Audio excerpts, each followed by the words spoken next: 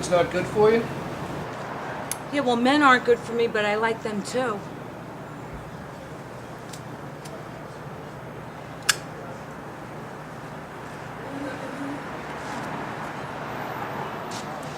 Hey, aren't you gonna hold the door open for me?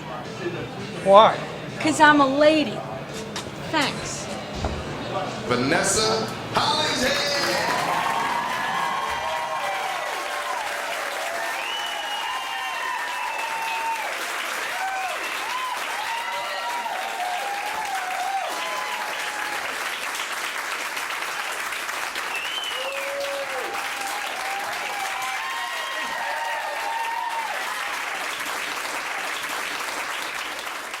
I was on the train coming up here, and I was reading this great book. It's called Women Who Kill. And it's so empowering. Because if a relationship doesn't work out, I have choices. And I always get a seat on the subway. Actually, I love men. I really do. I don't care if a guy's like short and fat and bald and mean. You just can't have all those qualities at the same time, you know? I have standards. But I don't really watch TV anymore. It's horrifying, you know? I could never be a pedophile because I hate children.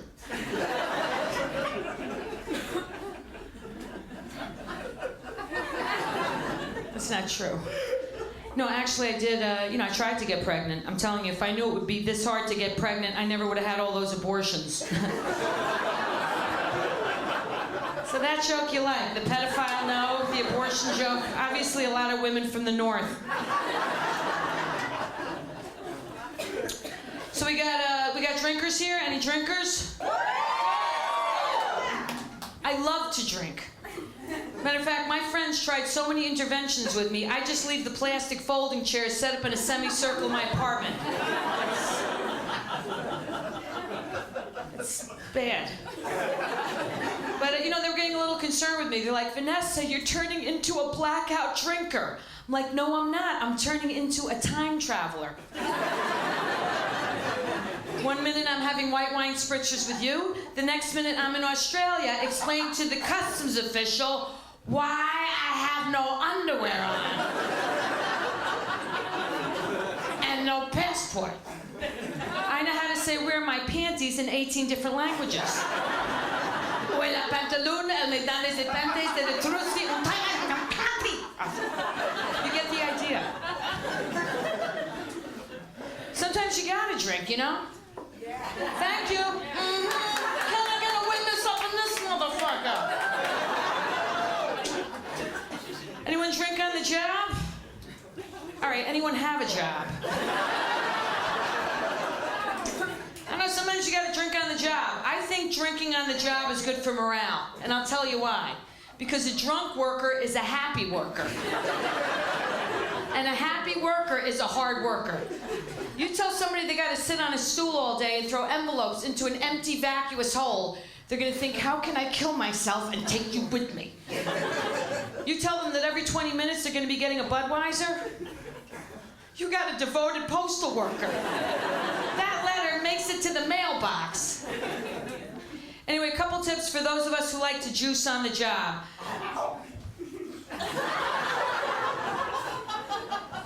If you think you're slurring a little, you're slurring a lot. And if you think you're slurring a lot, you're not even speaking English. Did you ever blast the same song at 3 a.m. over and over and over again, thinking the neighbors won't mind, because it's such a kick-ass fucking song? I'm like, come sail away, come sail away, come sail away with me, lad. Luckily, when the cops showed up, they liked sticks too. Like, we're gonna sail away right over the 32nd precinct, sweetheart. You can take your CD with you. I mean, the way I see it is if Ernest Hemingway could write Old Man in the Sea completely shit-faced, surely you could figure out how to do a spreadsheet with a light buzz on. Anyway, Anyway, another couple tips. When you come back from your liquid lunch, you're gonna wanna give advice, because you're gonna be drunk. Just nod and go yup. You can't slur and go yup. Just go yup, yup. I don't care if you sing 4 of the same person. And make sure you're leaning up against a wall. You do not want to be leaning up against your cubicle. You'll fall right through. And do not come on to the FedEx guy. I don't care if he looks like Hugh Jackman and Denzel Washington. You've had the hots for him for 6 months. Don't be like, that's a nice package, and I'm not talking about delivery.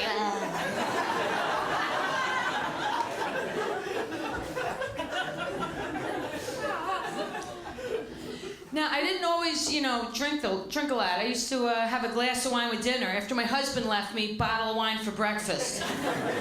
I'm all out of fruit juice. It's a fruit juice. It's a fermented berry. It just goes through a couple more stages.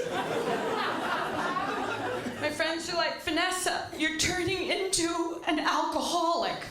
No, I'm not. I am turning into a French woman.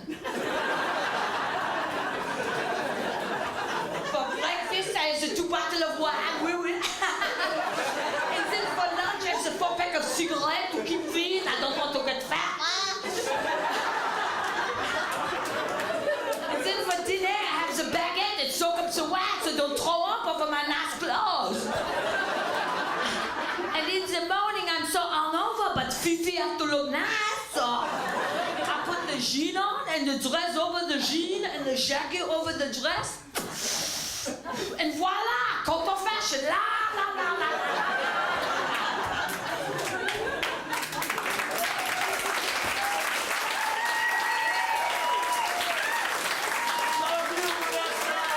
I love you too! Makes 250 references in the Bible for red wine. Not one for orange juice. Jesus turned the water into wine. He didn't turn the wine into water. I think he would have been crucified a lot earlier if he did that, and they were already pissed off at him. Those disciples would have been, man, we got rags on, Jesus, come on. My friends are like, you're not Jesus. I'm like, well, I can drink like him. Maybe I'll get a vision. Maybe he'll go, Vanessa, my child, I want you to walk amongst the lepers. And I'll be like, oh, Jesus, I don't want to move to Staten Island. Oh, come on. Come on. I mean, I have friends in Staten Island. They're just my MySpace friends, right? So, who's on MySpace now? No one's on MySpace. Everyone's on Facebook. I like MySpace. Saying you're on MySpace is like saying I fuck my animal. I use a rotary phone. Call my landline. But people don't do it. It's like everyone's on Facebook. It's like, are you pokeable? Are you super pokeable? Are you flirtable? Are you super flirtable? I got people flirting with me from Israel, Turkey, and Istanbul. I'm like, do they think I want sex with them and eat a falafel? There's just so many applications. They should combine it. They should take MySpace and Facebook and combine it and call it My Face. Sit on My Face, right? One application. So I'm not drinking right now. And when you stop drinking, you start getting addicted to people who are addicted to shit. Anyone watch Intervention? I'm like obsessed with that show. I watch Intervention alcoholically. I sniff that show up my nose. I can't get enough of that show. And and I hate to take it or leave it, people. Do you have any substance problems? No, I'm really fine. I know when to say no. I'm sorry.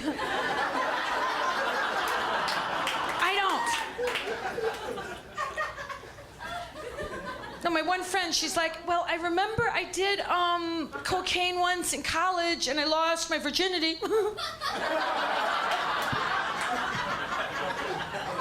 I did cocaine once in college. I lost a decade.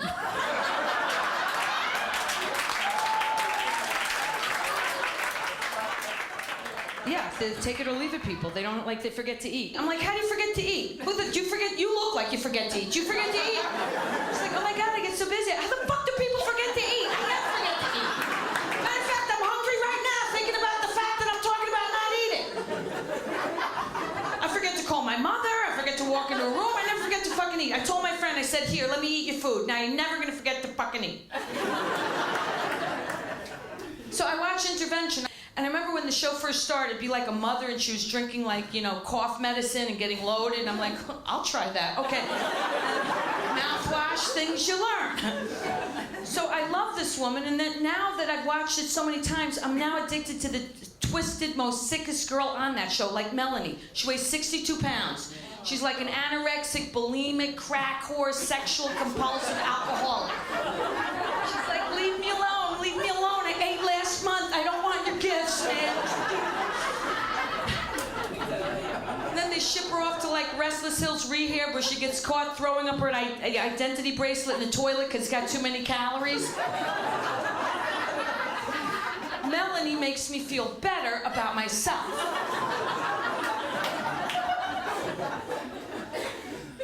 Now, has anyone here ever had an intervention? Where did I lose you? Okay. All right, I have, and they're fun. An intervention is like a really bad surprise birthday party. I come home, friends and family I haven't seen in years. I'm like, oh my God, Frankie, Denise, Jackie, yeah, my God!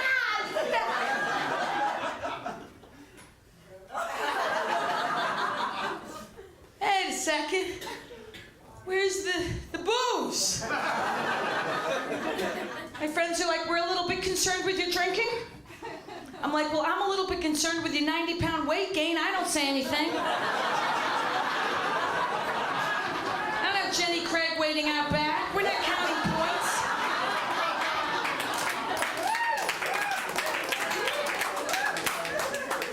I'm a little bit concerned, Frank, with the 4 packs of cigarettes you're chain smoking every day, and every time you hit the elevator, you're like, what floor? I don't say anything.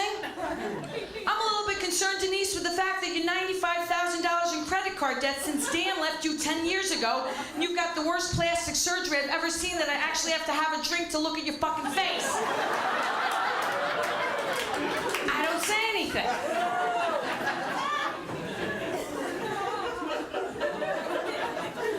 My friends are like, well, we think that your drinking is affecting your work. Look at what I do. I'm not doing eye surgery tomorrow. I'm not flying a plane. All of a sudden, this isn't a birthday party. This is a terrorist attack. I feel like a little Israeli boy that wandered into a Taliban cave. Luckily, I am equipped with an arsenal of functioning alcoholics in my head. I'm like, all right, wait a second. Amy Winehouse, she wrote Rehab, drank and drugged all the way through, won 6 Grammys, pretty nice life. Jackie Gleason and the Honeymooners wrote one of the greatest sitcoms in all-time history, lived to be 71, completely soused.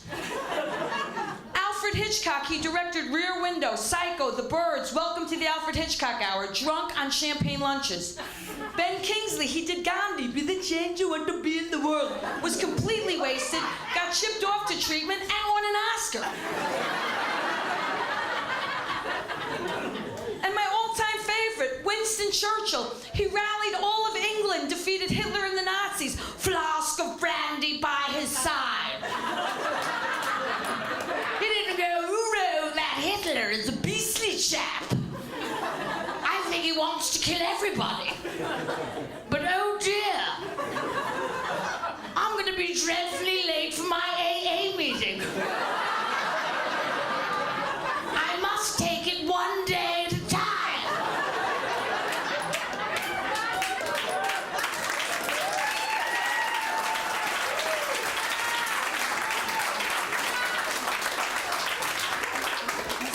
Told my friends we got alcohol to thank. I told Jackie, you want to lose weight, make Slim Fast with vodka.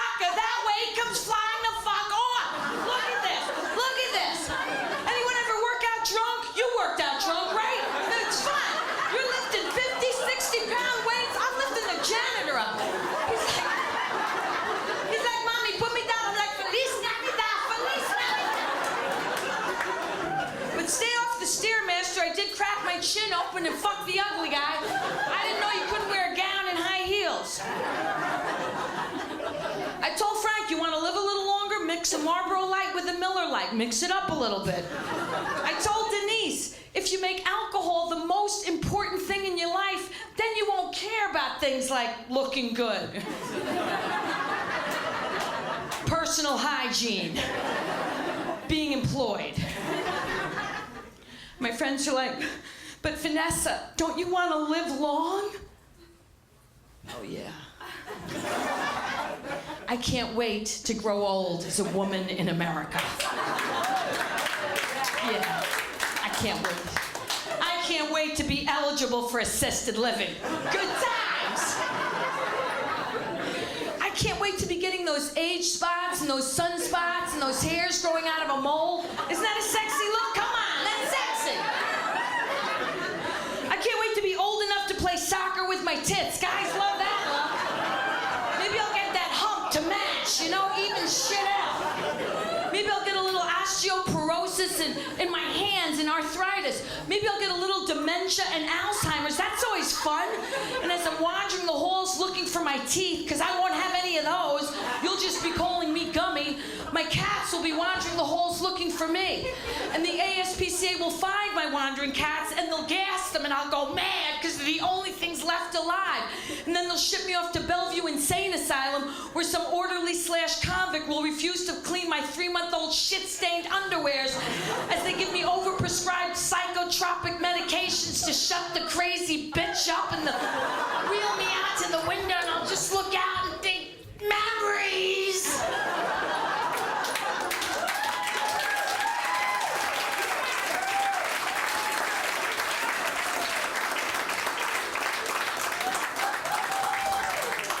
I can't wait to get old.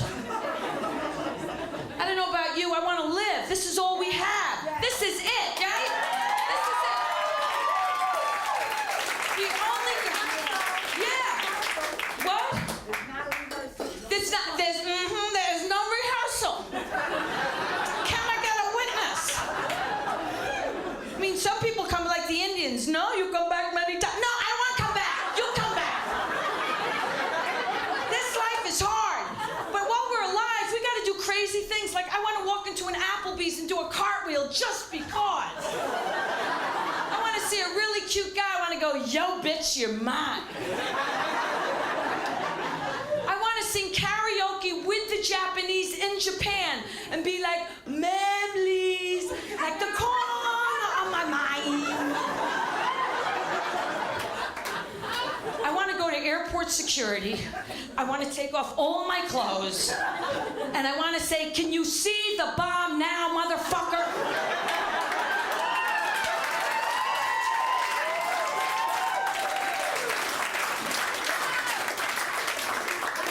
I want to unleash all the carriage horses in Central Park as I'm blasting the stones. Wow, wow, wow, horses couldn't drag me away. And alcohol makes that happen.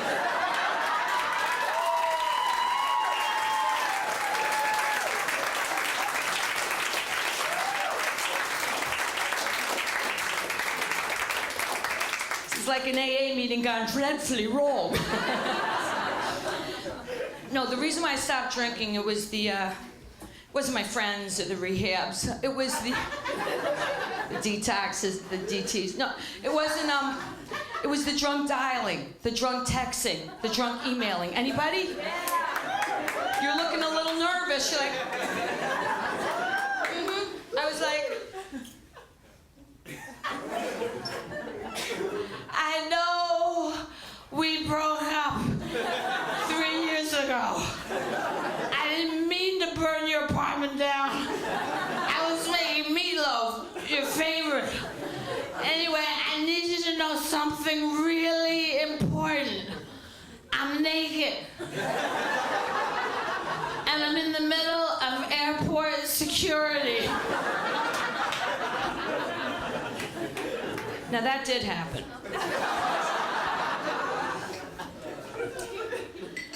But it's great, you know. I mean, you know, a couple things. I don't have to embarrass myself anymore. You ever like drink too much and you wake up with a guy you don't know and trying to like piece together the night? Thank you, one girl.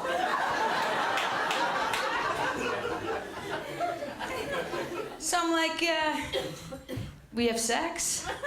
He was like, does your ass hurt?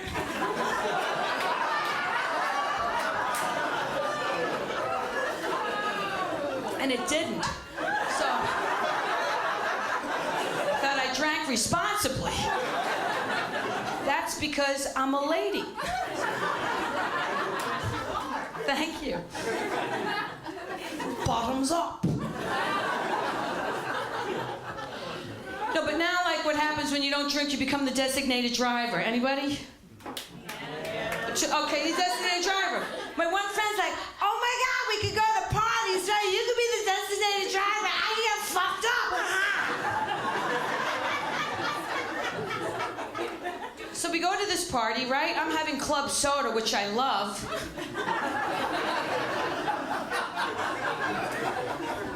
And I'm talking to this guy, and he's like, are you gonna have a drink? I'm like, no, I don't drink, just club soda.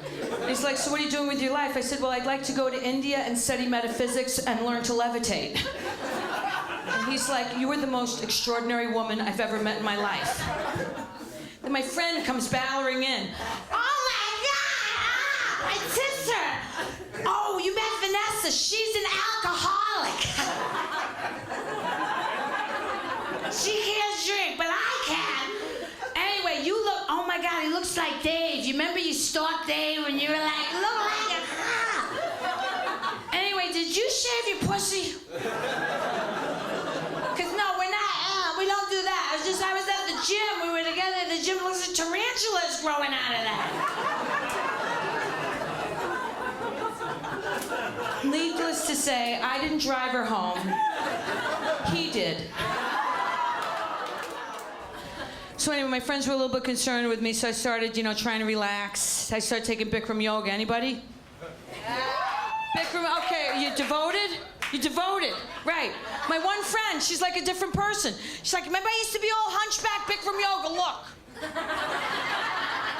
I started taking Vikram Yoga. Remember I had the deviated septum from all the cocaine? New cartilage is forming in the passage.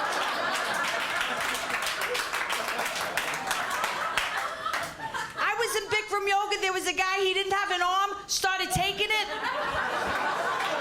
New one coming in.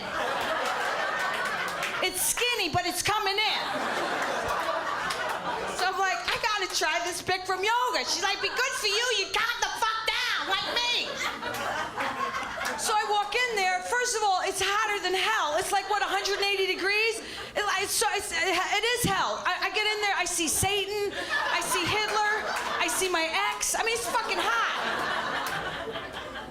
And it's a 90-minute moving meditation, so it stinks. It smells like an unclean monkey cage after the monkeys have been disemboweled and splattered all over the place. You're like, Jesus, God. And then they say things not to make you nervous, not to get your heart rate up. They're like, okay, welcome to Bikram Yoga. It's a 90-minute moving meditation. It's very important that you stay. I've closed all the doors. You might experience actual fainting. This is normal. This is absolutely normal. It's okay. You might be doing some bending, and you will actually feel yourself sever your own spinal cord. This is correct. You might have a snap, it'll be your Achilles heel. Wonderful dedication. You might, in the middle of Bikram Yoga, feel your right arm go numb as you pass into the next world. Bikram was Indian, he really didn't care. He knew that you were already in hell, you go right to heaven. Now, it's very important you don't leave, which is why I've taken the key and I put it in my ass. Okay, start with Paranana breathing. And you're in there, and you're not thinking these innocent thoughts. You're not thinking, oh my God, I'm doing so many good things for my body. All I'm thinking is, if I was ever hogtied in the South and thrown in the back of a truck, I'd survive. If I ever lived in ye olde English, like, put her on the rack, I'd be like, I'm fucking living, man. I can do that shit. And people cry. I mean, gay men and women, the only ones that last, we're used to suffering to look good. The straight men, they cry for their mom. One guy's like, I'm a Navy SEAL, man. Fucking waterboarding was easier than this shit. I want my mom. I mean, it's fucked up. But The great thing about Bikram Yoga is it does redistribute your weight. So the breasts that I used to have are now my ass. Thanks. No, the problem with religion is like you usually turn to your religious leaders when you're in the most pain, but don't they look the most pained when you look at them? Like, look at Jesus. He's always like holding the cross. He's had the shit beat out of him, this nice guy. And you just want to, like, can I give you a hug? You know, he's really... And then you got like Moses, who's like angry all the time. You know, he goes to help his people. He gets the tablets. His hair goes white overnight. I don't know about you. If my hair went white overnight trying to save my people, I'd be fucking pissed off too. And they didn't have Lady Clairol back then. They just had henna. I would look like a spiritual clown. Then Mohammed, he's always angry, but he'd like to explain stuff to you when he takes you to heaven with him. Which leaves Buddha. And Buddha's fat and happy. He says things like, wherever you go, there you are. Breathe and know everything. Okay. But you know, it's so, like, you know, guys have such a great relationship with their bodies. A guy puts on weight, you get upset you put on weight? No. Do you get upset you put on... Guy puts on weight, he's like he's got a new best friend attached to his stomach. He's like, look at that!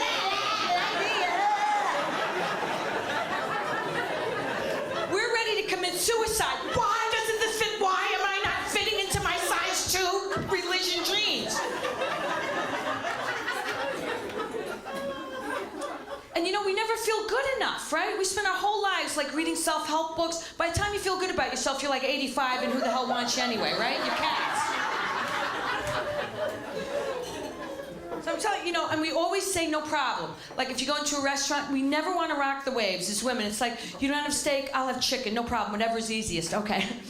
You don't want to promote me even though I worked harder than anyone in this firm? No problem, no, maybe next year, you know, whatever's best for the company. Oh, you want to see other women even though I thought it was you and me? No problem, spread the love around, you know, I'll share. I've been saying no problem for so long, now I got the problem, right?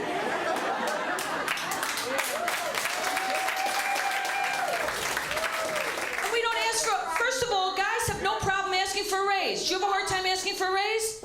He looked at me like, what do you even ask? Mommy, why are you even asking me that?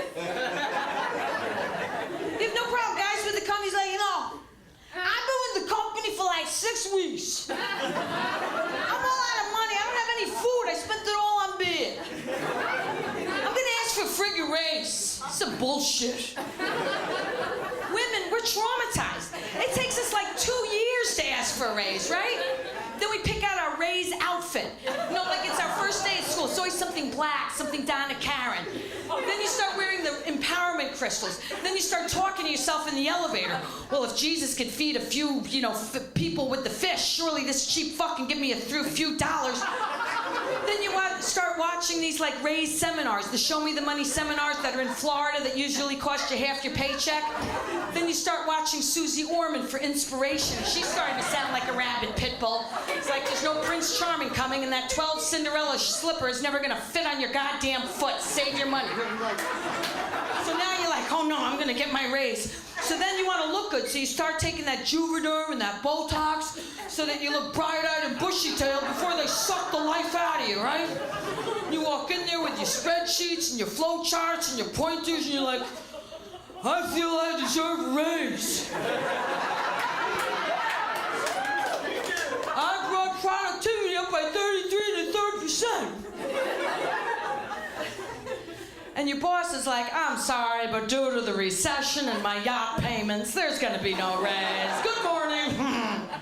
And instead of like channeling your inner black woman, like, oh no, motherfucker, you did, no, Mr. Man. You're gonna give me my money and you're gonna give me my money now. Cause I am fierce, hear me roar.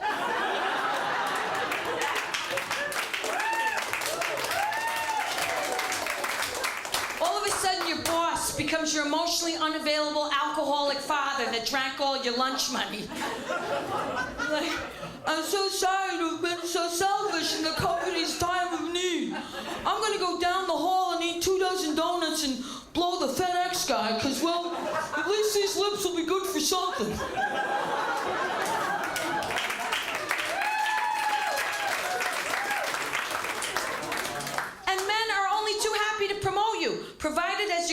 corporate ladder, they can look up your skirt or down your blouse, right? Not too hard. But then when you get to the top, and you reach that glass ceiling, and there's a pair of high heels stabbing you in the eye. It's women keeping women down. And they're like, no, you can't get ahead because I fucked him first. That's why we need the trapdoor, and it exists. It's the gay guy. Oh yeah. That gay guy will push you right through and be like, oh my God, I am telling human resources that you brought productivity up by 33 1/3% because I fucked him too.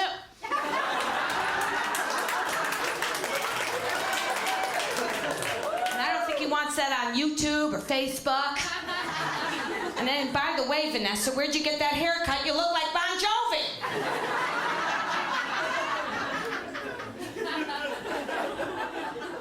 Those delayed laughs. So I did try and date, you know, it's fun. I dated a friend. Anyone ever date a friend? You ever date a friend? No. Oh, you did? Okay. Does it work out? No, it's horrible. I dated a friend. He was a pothead. So, you know, I give him a blowjob, you know? That's not the funny part. After 35, I really know what I'm doing. If only I would have known at, 10 what I know now. But anyway, I digress. So, I give him a blowjob, and he goes to take a shower, right? I'm like, all right. And I'm a little hungry, because I put a lot of work into that, you know? So I eat half his hamburger, not thinking he'll mind. He comes out of the shower completely pissed off at me. He's like, hey, what'd you do? You just ate half my hamburger. I'm like, yeah, but I just sucked all your cock.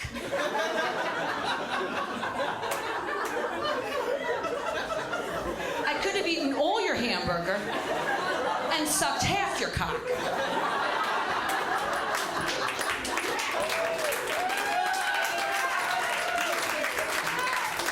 But I didn't. You know why? 'Cause I'm a lady. I dated a guy, he had cats, and I'm like, okay, great. I said, how many? He goes, 14. I'm like, the guy's crazy. I'm like, perfect, right? But he got the cats. 14 cats. I thought he was a lesbian. So I get... So these weren't normal cats. He got them at the homeless shelter in Staten Island, where I think it mixed with the dump. I don't know. But these were not normal cats. There was 14 of them. They reminded me of like something out of the X-Men, these mutant cats. Some were missing a tail, paws were going this way, one had crap hanging out of his backside. One was getting brutally raped by all the other 13 cats. She was the pretty one. She was the Siamese. She reminded me of Jodie Foster in The Accused. I was like, run, Jodie, run. Let me open a window.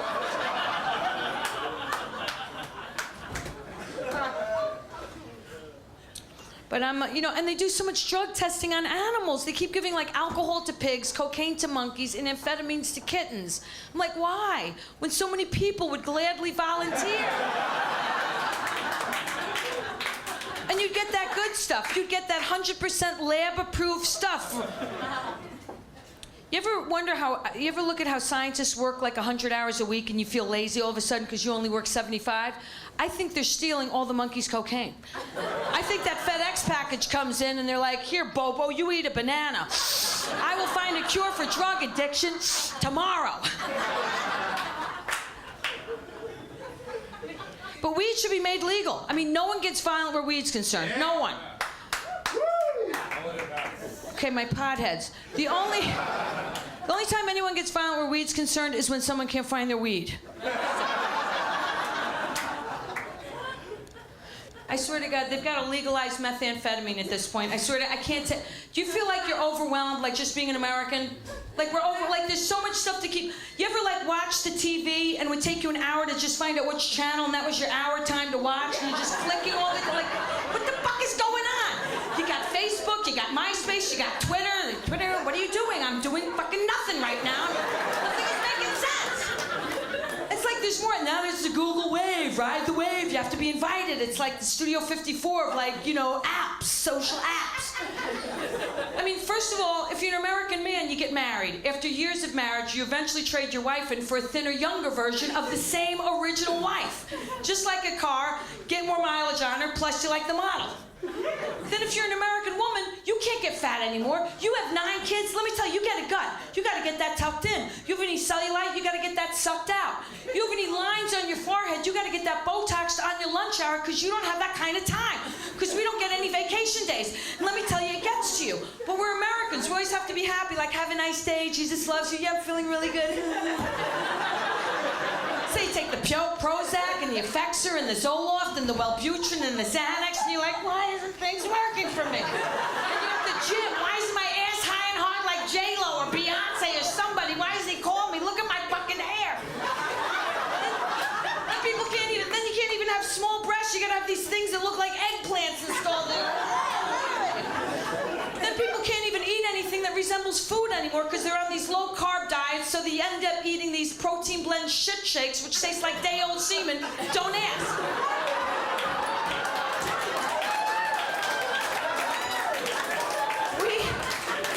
We are losing our mind with all the information. I swear to God, young girls are taking razor blades and cutting themselves just to feel alive. What happened to bungee jumping, motorcycles, speedballing? That's fucking exciting. Or so I've heard. You get the girls are starving themselves to death. They're like, I've got to be a 00. They're throwing up 20 times a day with looking like chipmunks. Or people are weighing 5,000 pounds. They're like, I don't know if I'm gonna have a job, but I will have that extra donut. You got guys like addicted to you porn. They're like masturbating on you porn. Why won't she call me? Why don't you take your hand off your dick and pick up the fucking phone?